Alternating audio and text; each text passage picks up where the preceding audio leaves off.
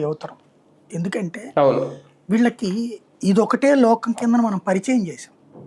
ఇదివరకు మేము చదివే రోజుల్లో హెచ్ఈసి, సిఈసి, అవును. MPC, MPC, BiPC BiPC. ఈ 4నేమో అన్ని కాలేజీల్లో ఉండే. అవి కాకుండా కొన్ని కాలేజీల్లో ఎంఈసి ఇట్లాంటి కొన్ని యాడ్ అయ్యాయి.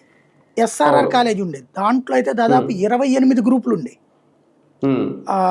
ఇది చివరికి లాకి సంబంధించింది కూడా కాలేజీ దశలోనే ఉండేది అనమాట అక్కడ ఎస్ఆర్ఆర్.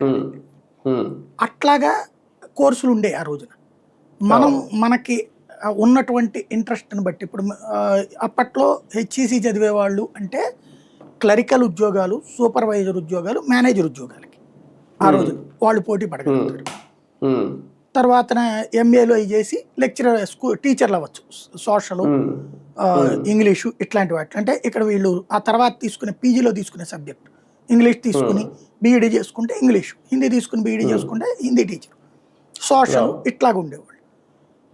కామర్స్ చేసినటువంటి వాళ్ళ మాలాంటి వాళ్ళకి లెక్కలు ఏంటి అంటే అప్పుడు ఒకటి బ్యాంకింగ్ సెక్టార్లో జాబ్స్, ఆడిటర్లుగా వెళ్ళటమా, లేదా షాపుల్లో లెక్కలు రాసిన ఒక వ్యవస్థ నడుస్తుంది.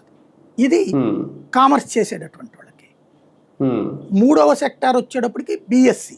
ఇందులో 2 మ్యాథ్స్ బేస్డ్ వాళ్ళు ఇంజనీరింగ్ వైపు, లెక్కలు సైన్స్ చేసినటువంటి వాళ్ళు డాక్టర్ వైపు. వాళ్ళే కొంచెం డిఫరెంట్ ఉండేవాళ్ళు అనమాట. లేదా వాళ్ళ ఆ తర్వాత లెక్చరర్ల ఉద్యోగాలు అటువైపుకి. వాళ్ళకి ఈ ఉద్యోగాలు ఇచ్చేవాళ్ళు అకౌంట్స్ లో కానీ క్లరికల్ ఉద్యోగాలు బిఎస్సి చేసే వీళ్ళకి ఆ ఉద్యోగాలు ఇవ్వరు. అప్పుడు వాళ్ళకి స్పెషల్ అది బిఎస్సి వాళ్ళండి. బిఎస్సి చేసినటువంటి వాడికి ఆర్ట్స్, కామర్స్ ఉద్యోగాలు